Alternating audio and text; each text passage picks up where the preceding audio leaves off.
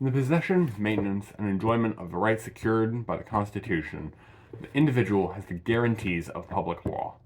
Freedom is secured by every means that legislative ingenuity can provide. There are no class distinctions. The government deals with its citizens on the basis of equality. The highest state of mankind is not disregarded. The government and society provide ever-increasing facilities for education, better living conditions, and around the weak there is thrown the protection of humanitarian legislation. The power to legislate is executed through representative bodies, the greatest safeguards of liberty, chosen directly by the people.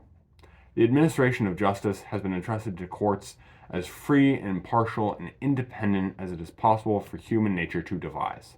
They have the complete authority. The ultimate decision of all questions of law and justice rests with the people themselves. They have the complete authority to enlarge or diminish, to support or to overthrow. The government is their government. The laws are their laws. The decisions of the courts are their decisions. All speak with their voice. They are in possession of complete sovereignty. Along with the solemn assurance of freedom and equality goes the guarantee of the right of the individual to possess, enjoy, and control the dollar which he earns, and the principle that it shall not be taken away without due process of law. This necessarily goes with any theory of independence or of liberty, which would only be a mockery unless it secured to the individual the rewards of his own effort and industry. These are the ideals which supply the foundation of American institutions. No one would say that existence under these conditions is effortless. Independence is exceedingly exacting, self-control is arduous, self-government is difficult.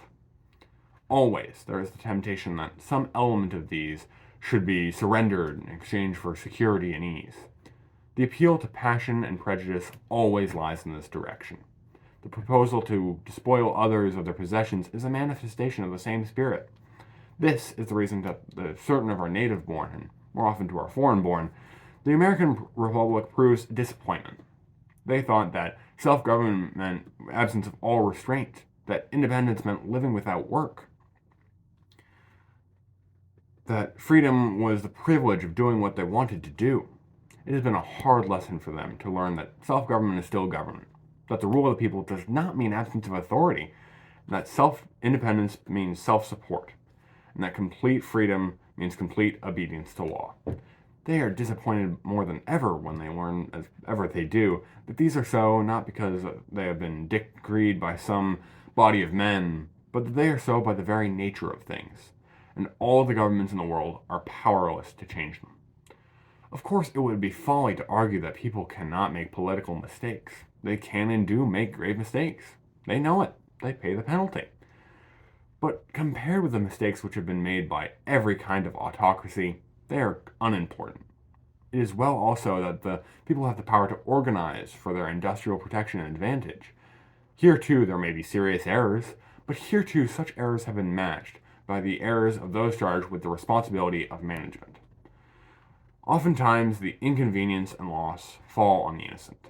This is all a part of the price of freedom. We cannot have what is good unless we pay the price. Unless the people struggle to help themselves, no one else will or can help them.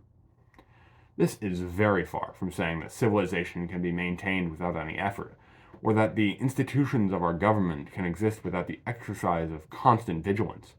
We have come to our present high estate through toil and suffering and sacrifice. That which was required to produce the present standards of society will ever be required for their maintenance, unless there is an eternal readiness to respond with the same faith, the same courage, the same devotion in the defense of our institutions which were exhibited in their establishment. We shall be dispossessed, and others of a sterner fiber will seize on our inheritance. But this is to say that in the teachings of history and in the divine nature of mankind, there is every warrant for the profoundest belief that faith and hope are justified, and that righteousness will prevail.